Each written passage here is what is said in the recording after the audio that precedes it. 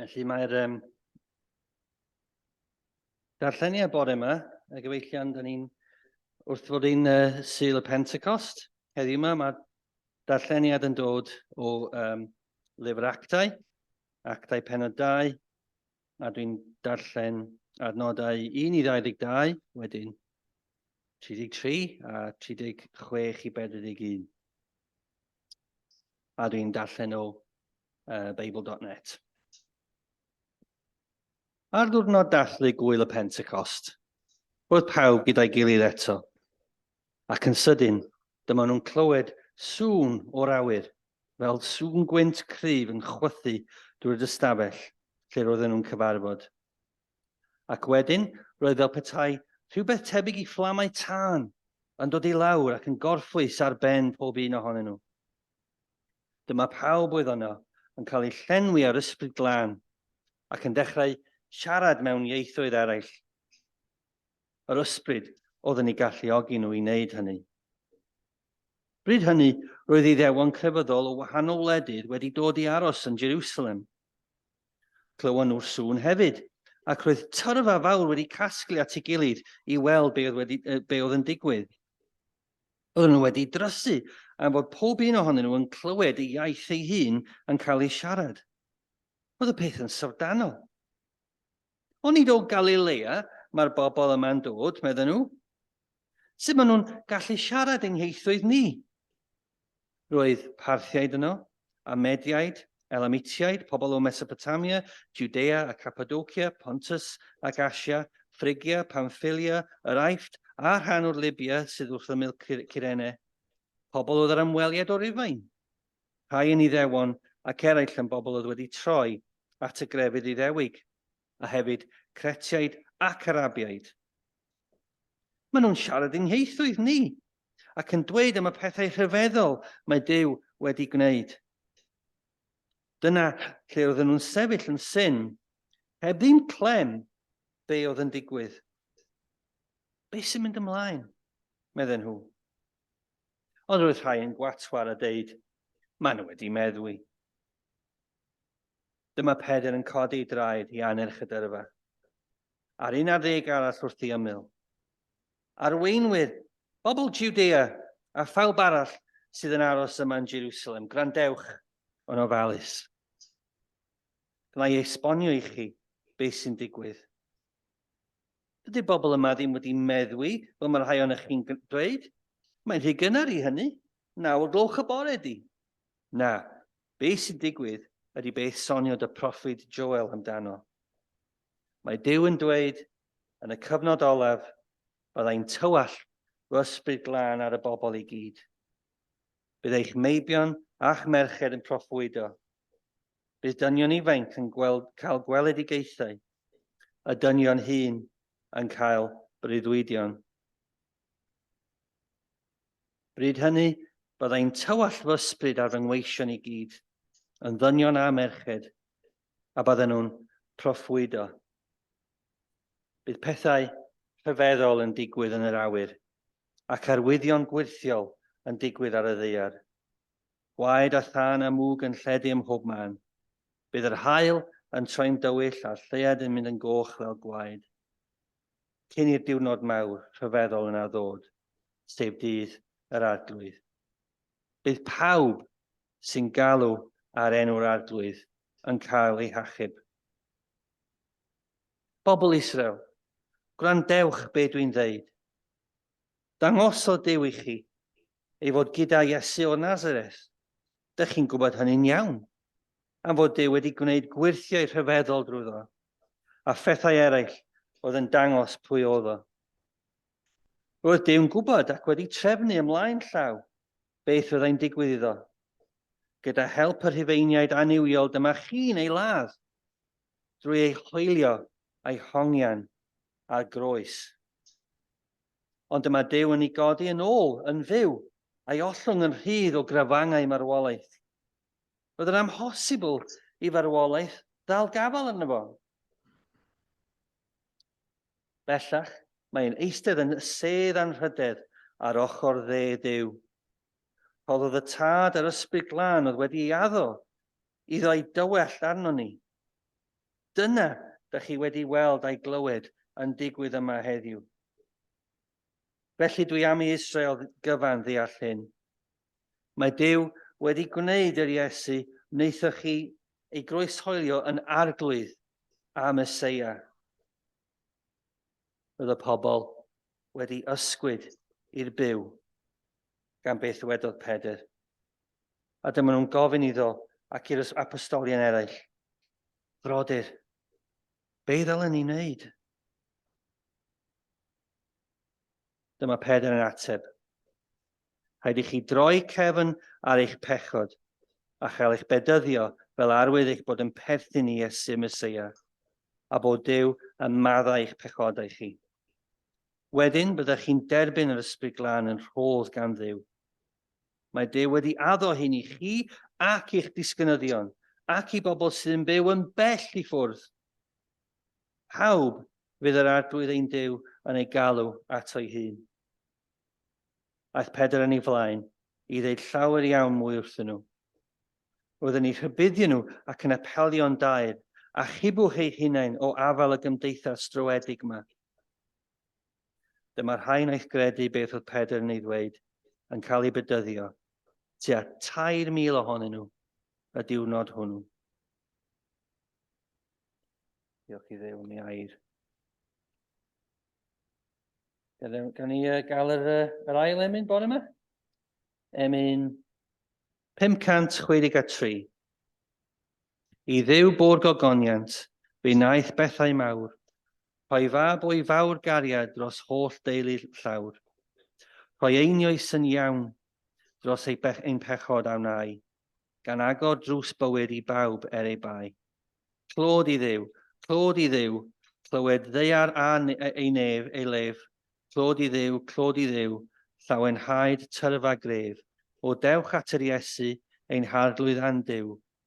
Rhowch iddo'r gogoniant drwy'r Iesu cawn fyw. 563.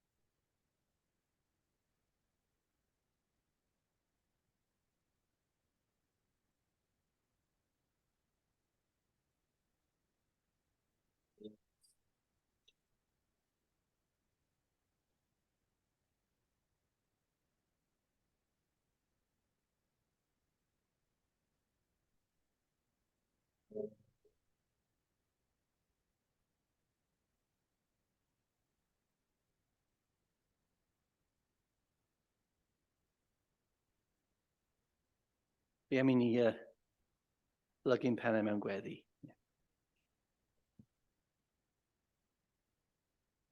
Arlwydd ni'n diolch i ti am yr hanes ni wedi clywed bore yma. Am rhodd dysbryd glân yn cael ei dywallt allan ar dy bobl. Diolch i ti am hynny Arglwydd. Am be allan ni obeithio amdani, be ni'n gwybod am sicrwydd dysbryd glân yna ni Arglwydd. Roedd ti yn dod i drigo yna ni, i fyw yna ni, yn dy bobl. A'r gobaith mae hynny'n dod, a'r nerth mae hynny'n dod at ni Arglwydd. Arglwydd ni'n jyst yn dy wahodd i fan hyn, dim angen gwahoddiad yna ti, ond da ni'n dy wahodd i beth bynnag. Jyst ti di fod yn ein plith ni Arglwydd. I ti ddod â ni i le lle da ni'n cael daddoli di, lle da ni'n cael myfyrio ar dy air di Arglwydd, lle wyt ti'n cael bwyd yn ni Arglwydd yn porthi ni. Arglwydd, da ni'n jyst gwahodd dysbryd glân yma bore yma Arglwydd i fod yn ein plith ni. Arglwydd ni'n cofio geiriau Arglwydd wedys ti Arglwydd Iesu bod i'r bobl yma i aros yn Jerusalem tan bod nhw'n cael ei gwisgo mewn nerth Arglwydd trwy'r ysbryd glân. A dyma beth ni'n clywed amdani heddiw Arglwydd. Dy bobl yn cael ei gwisgo mewn nerth Arglwydd trwy'r ysbryd glân. Arglwydd mae'r addewid yna llawn mor ddilys i ni heddiw Arglwydd ag oedd o'r bobl yna. Bod ni'n cael yn nerthu yno ti Arglwydd, bod ni'n cael yn adnewyddu yno ti, yn gwneud yn newydd Arglwydd. A ni'n cael yn nerthu, a'n glanhau yno ti Arglwydd trwy daberth ar y groes. Diolch i ti am hynny Arglwydd. Arglwydd ni'n jyst yn gweddio bydd dy eiriau di heddiw ma'n yn treiddio Arglwydd, bod nhw'n eistedd efo ni yn meddyliau ni wrth ni fynd ymlaen drwy'r wythnos yma. A tu hwnt Arglwydd. Byddwn ni'n meddwl beth yw ystyr hynny i ni heddiw. I fyfyrio arno fo Arglwydd ac i dy wahodd di i wneud y waith trwy ni Arglwydd, trwy dysbryd glân. Arglwydd ni'n jyst yn diolch i ti bod ni'n cael cyfarfod fel hyn, fel mae wedi cael ei gweddio'n barod Arglwydd, ond ni'n jyst yn diolch i ti am y fraint, am yr anrhydedd, am y pleser o cael bod yma yng nghwmni'n gilydd Arglwydd, yn dy gwmni di, yn daddoli di yn mwynhau cymyn efo chdi Arglwydd. Ond da ni'n gweddio am rhai sydd yn methu bod efo ni Arglwydd trwy salwch, trwy orthrymder, i ti fod efo nhw Arglwydd, i ti nerthu nhw, i ti fod yn gefnydd yn nhw hefyd Arglwydd. Ac iddyn nhw brofi dy heddwch Arglwydd, a heddwch nawdd y byd amdano. Peth mor hyfryd ydy Arglwydd cael profi yr heddwch yna Arglwydd, sy'n dod trwy perthynas efo ti. Diolch Dad nefo. Fe am i ni weddi efo'n gilydd, weddi'r Arglwydd. Ein tad, ar hwnnw sy'n y newydd, sancteiriad enw, deled y deyrnas, hwneled y wyllus, megis yn y nef, felly ar y ddeir heddiw. Dyro i ni heddiw ein bara benyddiol, a maddau i ni yn dyleddion, fel y meddion ni'n ein dyledwyr, ac nac ar ein ni brofedigaeth, eith y gwared ni rhag drwg, cynnes eiddo ti yw y deyrnas, a'r nerth, a'r gogoniant, yn oes oesoedd. Amen.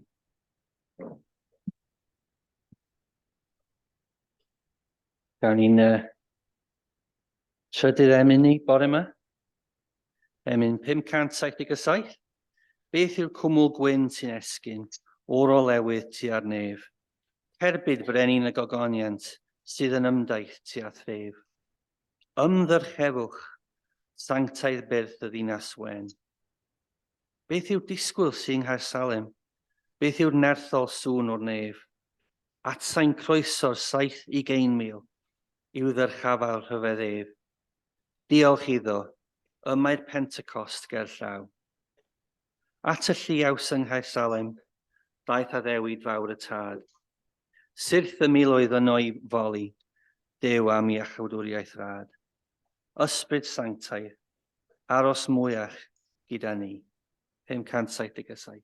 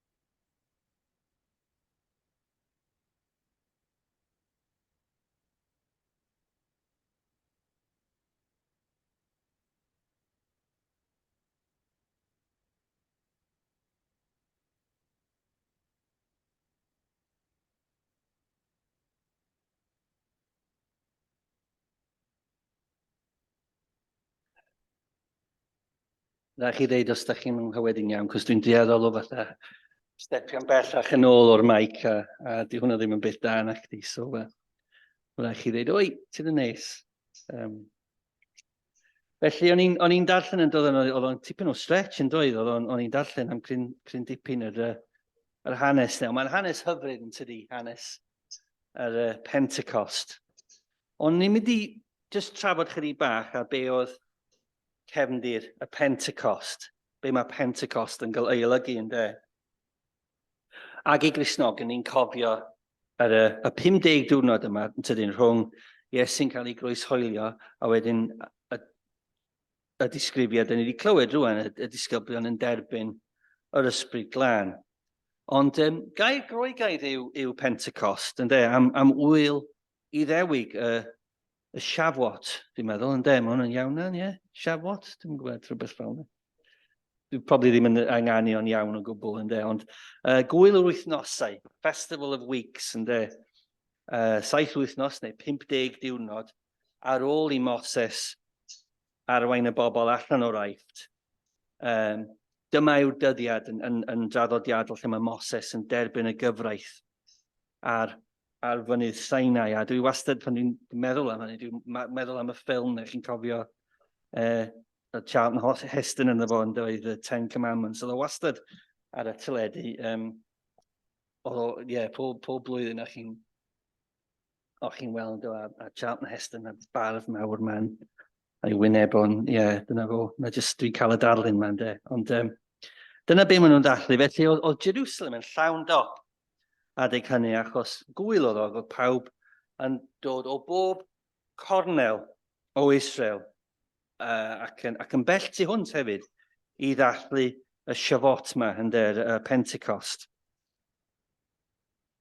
A Be oedd Iesu wedi deud wrth y disgyblion i wneud yn do, be oedd wedi deud nhw wneud yn actau penod 1 oedd peidiwch gadael Jerusalem nes ys byddwch chi wedi derbyn y rhodd mae fy nhad wedi addo. Ynde? Da chi'n cofio, medda fo, fy mod i wedi siarad am hyn o'r blaen. Oedd Ioan yn bedyddio â dŵr, ond mewn ychydig ddyddiau, cewch chi eich bedyddio ar ysbryd glân. Felly, dyna'r sefyllfa yn tydi, a wedyn mae disgyblion i gyd a dilynwyr Iesu i gyd yn yr ystafell yn entydyn. A wedyn mae'n deud hyn ac yn sydyn. Ac yn sydyn, meddwl fo, dyma nhw'n clywed sŵn o'r awyr fel gwynt cryf yn chwythu drwy'r ystafell lle roedden nhw'n cyfarfod. Ac wedyn roedd fel petai rhywbeth tebyg i fflamau tân yn dod i lawr ac yn gorffwys ar ben pob un ohonyn nhw. Dyma pawb oedd yn cael ei llenwi ar ysbryd glân ac yn dechrau siarad mewn ieithoedd eraill. So be ni'n cael ydy, mewn chwinciad yn sydyn, mae'r ysbryd glân wedi dod arnyn nhw'n do. Ar hwn mae Iesu wedi addo. Mae'n deud yn Ioan 14. A bydd y tad yn rhoi un arall, bydd yn sefyll gyda chi ac yn aros gyda chi am byth. Sef yr ysbryd sy'n dangos y gwir i chi. Dyma'r helpiwr ynde, y cysurwr, yr eiriolwr, y paracletos yn y groeg, yr un sydd yn agosau ac yn sefyll efo ti, ochr yn ochr. A Iesu'n deud hefyd yn Ioan, mae'n fantais i chi mod i'n mynd i ffwrdd. Os gwna i ddim mynd, fydd yr un sy'n sefyll gyda chi ddim yn dod. Ond pan a fi, byddai'n ei anfon ato chi. A pan ddaw o, sef yr ysbryd sy'n dangos y gwir i chi, bydd yn eich arwain chi i weld y gwir i gyd. Ac felly yn sydyn, mewn chwinciad, maen nhw wedi cael eu bedyddio ar ysbryd glân. Maen nhw'n cael eu gwisgo yn y nerth yma. A mae'r eglwys wedi cael ei eni yn go iawn yn do. Yn sydyn mae'r disgyblion, maen nhw'n dallt pam. Mae pethau'n dechrau slotio i fewn i'w lle yn tydyn. Maen nhw'n dallt pam ddaru Iesu ddod, pam ddaru o farw, pam ddaru o atgyfodi, pam oedd wedi deithio nhw i aros yn Jerusalem i ddisgwyl yr un fydd yn sefyll gyda nhw, i gael ei gwisgo mewn nerth. A mae pobl o bob cwr yn tydyn, o'r byd môr y canoldir, a dwy'r ein canol. Mae'n ddisgrifiad yn does o'r lle mae pobl ma'n dod. Parthiaid, Mediaid, Elamitiaid, pobl o Mesopotamia. Os da chi'n plotio rhain ar fap, ynde, da chi'n gweld maen nhw'n dod o bob cornel o'r byd fel o'r pobl yn ei wybod o, adeg hynny o'r ardal yma, ynde. Oedd nhw'n dod o bob cornel. A maen nhw wedi clywed Duw yn cael ei glodfori yn ei ieithoedd ei hunain. A mae'n gofyn i hunain, beth sy'n mynd ymlaen? Beth sy'n mynd ymlaen? Be di ystyr hwn i gyd? Be mae'n feddwl? Be mae'n ei olygu? Mae'n od i feddwl tydi fod nifer o bobl yng Nghymru heddiw sydd ar un cysylltiad â Christnogaeth bellach. Maen nhw'n edrych ar y capeli yma, ar eglwysi yma yn tydyn, wrth iddyn nhw fynd heibio. A maen nhw'n gofyn i'w hunain, beth sy'n mynd ymlaen yn fan'na? Beth sy'n mynd ymlaen yn fan'na? Be yw ystyr hwnna i gyd? Sgynny nhw ddim cefndir yn y peth, nag oes? Mae'n gwbl ddiethyr iddyn nhw. Beth sy'n mynd ymlaen yn fan'na? Mae Pedr yn mynd allan a mae'n siarad a dyrfa. A mae'n dweud hyn, beth sy'n digwydd fan hyn ydy beth soniodd eich proffwyd chi, Joel, amdano canrifoedd yn ôl. Pan wedodd o hyn, mae Duw yn dweud yn y cyfnod olaf byddai'n tywall fy ysbryd glân ar y bobl i gyd. Bydd eich meibion a'ch merched yn proffwydo. Bydd dynion ifanc yn cael gweledigaethau a dynion hŷn yn cael breuddwydion.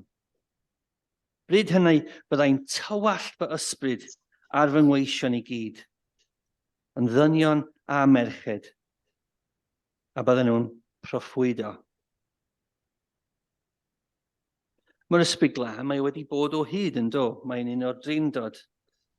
Da ni'n darllen ei, mae o'n berson, yn tydi. Mae ganddo fo ewyllus, mae'n bosibl i'w gario, mae'n bosibl i'w dristau o hefyd, i dristau'r ysbryd, ynddo. Ond mae'r Beibl hefyd yn defnyddio'r enghraifft yma o'r ysbryd glân yn cael ei dywallt, ynddo, arllwys ar bobl. Nid i fod fatha rhyw fath o hylif ysbrydol, ynddo, ond jyst bod yn trio fatha dal y gafal ar y darlun o'r ysbryd glân yn cael ei ryddhau ar bobl, ynddo. I dio esbonio gwaith yr ysbryd glân. Mae'n ddigon o enghreifftiau'r ysbryd glân yn yr Hen Testament, cofiwch yn does. Ond dim ond ar achlysuron arbennig, mae o'n cael ei sôn amdani, ni'n clywed am yr ysbryd glân yn llyfr Genesis. Hefyd mae'n dod at Gideon a Samson mewn adegau cythryblus, a hefyd mae'n dod at y brenin Dafydd pan cael ei uneinio gan Samuel. Ond dim ond ychydig o adegau mae'n cael ei sôn amdani, ynddo. Fel bod ni'n cael y syniad yma o'r tap, cael ei agor pryd i'w gilydd, ynddo. Ddim y cwpan, cael y tap fel yna, ynddo. Ar ddydd Pentecost, beth ni'n gweld? Da ni'n gweld rhywbeth gwbl wahanol yn tydyn. Mae'r sefyllfa yn newid yn gyfan gwbl. Mae'r tap wedi mynd, ynddo, a mae'r argau wedi agor. Mae'r drip-drepnau wedi troi yn don llanw, yn tidal wave enfawr, ynddo. Dyma pan mae'r emynydd yn medru sgwennu torodd Iesu'r holl argeuoedd nefoedd, ynddo, oedd yn gyfain hyd yn awr. Dyma beth sy'n digwydd. Nes i siarad ar hyn chydig o blynyddoedd yn ôl, ac ni'n trio fatha cael y darlun yma o be oedd o fel, ynddo. Yn mynd o drip-drip yma i'r argau a meddwl am rhedr Niagara. Dwi wedi bod, dim bwysig, dwi wedi bod, ynddo. A nes i bach o mathemateg, ynddo, a gweithio allan, ynddo, fod mae'n gymaint o ddŵr yn llifo dros rhedr Niagara, fos o fan llenwi llyn brenig mewn munudau, ynddo, fatha 10 munud. Anffodus, nes i weithio allan bod y maths fi'n yn wrong, ynddo, ac actually, like, fatha 4 neu 5 awr. Dal yn reit fast, ynddo, ond yn cweith mor impressive, ac o'n i wedi gweithio allan, so mae'n i'n deud rhywbeth am fy maths yn tydi, so, dyna fo, o rai mi esbonio wedyn wrth wedyn, sorry, o'n i'n bach yn off, mae'n factor of 1,000 neu rhywbeth efo'r maths, ynddo, ond dyna ni. You live and learn, fel mae'n deud. Ond mae ni wedi newid yn gyfan gwbl, ynddo. A mae Duw yn dweud, yn y cyfnod ola, byddai'n tywall fy ysbryd glân ar y bobl i gyd. Dynion a merched, yr hen ac ifanc. A bydd pawb yn cael y cyfle i brofi nerth a chariad nefol drwy'r ysbryd glân. Ni'n darllen am rhywbeth wir syfrdanol yn hanes y byd. Y foment honno, y micro-eiliad ne, lle mae gras Duw yn cael ei dywallt ar ben pobl y byd. A bydd y byd byth yr un fath eto. A Joel yn deud bydd pawb sy'n galw ar enw'r arglwydd yn cael ei hachub. A ni'n meddwl am brofiad Simon Pedr yn tydyn. Dyma chi siwr ne, mae fod i bod arno fo, ynddo. Mae pobl yn deud heddiw, ynddo. Ni'n clywed lot. I've been on a journey. Chymau, maen nhw'n sôn yn profiad bywyd nhw. Dwi wedi bod o'r siwrne. Ni'n meddwl am Apostol Pedr, y siwrne oedd wedi bod arno fo, ond tra oedd Iesu efo'r a chyffeiriad yn cael ei holi, a mae Pedr tu allan yn tydi mae'n cynhesu wrth y tân. A mae'n dod i fyny ato fo, ti'n nabod y boi na Iesu yn dwyt? Na, yn nabod o'r gwbl, medda fo. Dwi wedi gweld y dyn o blaen o fy mywyd. A wedyn mae'n dechrau rhegi, yn tydi, just mwyn profi'r pwynt fod o ddim yn nabod y dyn yma. Ar fy llwyd, dwi ddim yn nabod o, medda fo. A wedyn mae Iesu yn ei ail gymisiynu o'n tydi. Seimon fab Ioan, wyt ti'n fy ngharu? Ydw, ti'n gwybod mod i'n dy garu di? Portha fy nefaid, medda Iesu. A dyma i chi rwan, fast forward yn 50 diwrnod. Pedr yn siarad o flaen, tyrfa, anferth. Cofiwch oedd Jerusalem yn llawn dop. A mae'n deud wrthyn nhw, mae hyn wedi digwydd oherwydd mae'r Meseia wedi dod. Chi ddar ei laddo. Falle'r rhufeiniaid ar ei gwneud o'r hoelion, chi ddar ei roi o ar y groes ne. Ond mae wedi dod yn ôl yn dduw. Ac rwan mae'n eistedd ar ddeheulawr tad. Dyna chi siwrne mae'r Apostol Pedr wedi bod trwyddi yn de. I fynd o fod y dyn swil yma sydd yn gwadu Iesu Grist rwan, mae o fama yn sefyll o flaen miloedd o bobl. Ond wrth gwrs ni Pedr sy'n siarad naciau. Yr ysbryd glân sy'n siarad drwyddo fo. Ond mae'r un peth yn digwydd yn Actau 4, pan mae Pedr a Ioan o flaen yr archyffeiriad. Maen nhw wedi iachau'r dyn cloff yn do. Dychmygwch hynny, faint mor intimidating. Wedi medru bod i ryw bysgotwr ddi-addysg o Galilea, sydyn mae o flaen a big cheese fel petai. Ond mae'n deud fanne yn Actau 4 fod Pedr wedi lenwi ar ysbryd glân. Ac mae'r offeiriad wedyn yn rhyfeddu. Mae'n rhyfeddu ar y pethau mae wedi deud. Fo a Ioan. Ac maen nhw'n nodi fod y dynion yma, y pysgotwyr di-addysg yma, wedi bod gyda Iesu.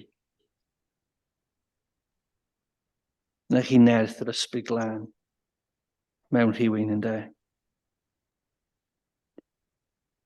A mae'n deud hyn roedd y pobl wedi hysgwyd i'r byw gan beth wedodd Pedr. A dyma nhw'n gofyn iddo, ac i'r apostolion eraill, frodyr, be ddylen ni wneud? Be ddylen ni wneud? Dyma effaith geiriau Pedr, effaith yr ysbryd glân. Yr ysbryd glân yn ei argyhoeddi nhw o'i pechod nhw, a dangos iddyn nhw bod nhw ddim yn iawn efo Duw. Bod Crist, y Meseia, wedi dod a bod rhaid iddyn nhw edifarhau. Wel, nid gwaith ni ydi o i argyhoeddi pobl o'i pechod, nac di. Gwaith yr ysbryd glân ydi hwnna. Yn gwaith ni ydi rannu'r gwirionedd efo pobl. Ydi deithio nhw y gwirionedd am Iesu Grist i rannu'r newyddion da. Mae Iesu'n deud hyn yn Mathew, diwedd Mathew. Felly, ewch i wneud pobl o bob gwlad yn ddisgyblion i mi, a'i bedyddio nhw fel arwydd eu bod nhw wedi dod i berthynas â'r tad, a'r mab, a'r ysbryd glân. A dysgwch iddyn nhw wneud pob peth dwi wedi dweud wrthoch chi. Gallech chi fod yn siŵr y byddai gyda chi bob amser nes bydd diwedd y byd wedi dod. I'r Cristion mae'r gair yn byw ynddyn nhw yn tydi. Mae'n ymgartrefu ynddyn nhw. Ac os dyn ni ddim eisiau rhannu y gair ne, dyn ni eisiau rhannu y newyddion da ne, efo pobl eraill, efo'n ffrindiau ni, efo'n teulu ni, efo'n cydweithwyr ni, Ond mae rhywbeth o'i le yn does? Mae rhywbeth o'i le os da ni'n isio rhannu'r newyddion da efo pobl. Mae Crist yn byw ynddo ni drwy'r ysbryd glân. Nid jyst yn unig i'n bendithio ni, ond i bendithio eraill. Ac i ni beidio bod â chwilydd ohono, ond yn hytrach i ymfalchio ynddo. Da ni wedi gweld sut mae'r ysbryd glân wedi trawsnewid Pedr o'r dyn ofnus yma i fod ar dân dros Grist, dros y gwirionedd. Os ydy ond jyst chydig bach ohono ni sy'n eisiau bod fel yna hefyd? Tybed? Ni'n gwybod dwi eisiau bod fel yna. Dwi ddim, ond dwi eisiau bod fel yna. A dyn ni'n clywed fod 3,000 o bobl yn dod yn Gristnogion ar ôl clywed Pedr. 3,000 mewn un go. Mae hynny'n anhygoel yn tydi. Dychmygwch beth ddigwyddodd wedyn wrth i rheini fynd yn ôl at i pentrefi, at i dinaswydd, at i gwledydd gwahanol. A deud wrth i pobl, wrth i ffrindiau, teulu nhw, da chi'n mynd i gesio beth ddigwyddodd i fi yn Jerusalem. Mae'n anhygoel. Dwi'n gorfod eitha chi. Ac yn sydyn, mae newyddion da wedi lledaenu yn do. Dros y byd. Mae'r proses na wedi cychwyn yn do. Mae hwn yn deud wrth y llall, a wedyn y llall yn deud wrth y llall yn deud. Mae'n anhygoel. Mae Cymru wedi mynd o fod yn wlad yn genedl Cristnogol iawn yn do, i fod yn genedl anghristnogol iawn. Erbyn heddiw mae llai na 5% o boblogaeth Cymru yn mynd i'r capel neu'r eglwys. Mae yna gymaint o bobl yn does sydd angen clywed am Iesu Grist, sydd angen clywed y gwirionedd. A maen nhw'n gofyn, os da ni'n deithio nhw falle bod nhw'n gofyn, be ddylai wneud? Be ddylai wneud? Be dwi angen gwneud er mwyn bod yn iawn efo Duw? Dyma Pedr yn ateb y bobl adeg hynny. Rhaid i chi droi cefn ar eich pechod a chael eich bedyddio fel arwydd eich bod chi'n perthyn i Iesu y Meseia a bod Duw yn maddau eich pechodau chi. Wedyn, byddwch chi'n derbyn yr ysbryd glân yn rhodd gan Duw. Mae Duw wedi addo hyn i chi ac i'ch disgynyddion ac i bobl sy'n byw yn bell i ffwrdd. Pawb fydd yr arglwydd ein Duw yn ei galw ato'i hun. Y bobl yna sydd yn bell i ffwrdd. Y ni di'r bobl yna. Y ni ydy'r bobl yna sydd yn bell i ffwrdd yn ddaearyddol, yn geography ni'n bell o'r dwyrain canol yn tydyn. Ond yn bell mewn amser hefyd. Mae 2,000 o flynyddoedd wedi mynd heibio. Mae 2,000 o flynyddoedd wedi mynd heibio. Mae Pedr yn deud fan'na, mae hwn i bawb. Nid jyst i chi heddiw, ond i bob cenhedlaeth sydd yn dod ar eich holau chi. Allen ni ddim gyd fod yn apostol Pedr, allen, neu'n apostol Paul. Does dim disgwyl i ni gyd fod yn apostol Pedr neu'n apostol Paul. Mae un apostol Pedr ac un apostol Paul yn ddigon. Ond mae Duw wedi rhoi gwaith i ni wneud yn do, pob un Cristion, pob un sydd yn galw Iesu Grist yn arglwydd. Mae gynno fo waith iddyn nhw, yn does. A mae'r ysbryd glân yno i nerthu ni at y gwaith, i'n cysuro ni, i'n harwain ni, i ddatgelu pethau ni. Ys dim byd allan ni'n neud heb yr ysbryd glân fel ni, nag oes?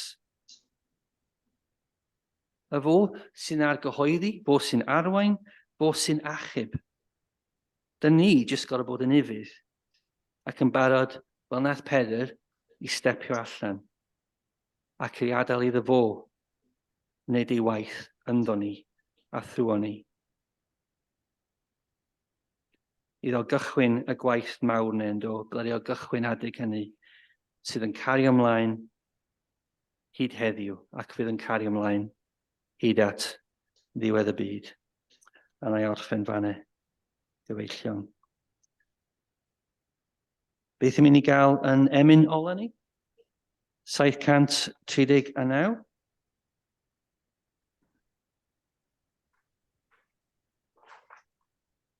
O fy Iesu bendigedig, unig gwmni fenau gwan, ym mhob adfyd a thrallodion, dal fy ysbryd llesgu'r lan.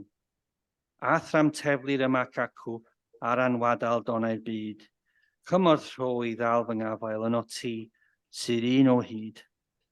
Pob yn rhoed yn y fan a fynwyf, a'r sigledig bethau'r byd, ysgwyd mae y tir o danydd, darnau'n cwympo i lawr o hyd. Ond os caf yn rhoed i sengi, yn y dymysl fawr am chwith, a dragwyddo graig yr oesoedd, dyna fan na sigla byth. Pwyso'r bore ar fy nheulu, colli rheini y prynhawn. Pwyso eilwaith ar gyfeillion, pwythau'n colli'n ddian iawn. Pwyso'r hawddfyd, hwnnw'n siglo, profi'n ddian, newid byd. Pwyso'r Iesu, dyma gryfder, sydd yn dal y pwysau i gyd. 739.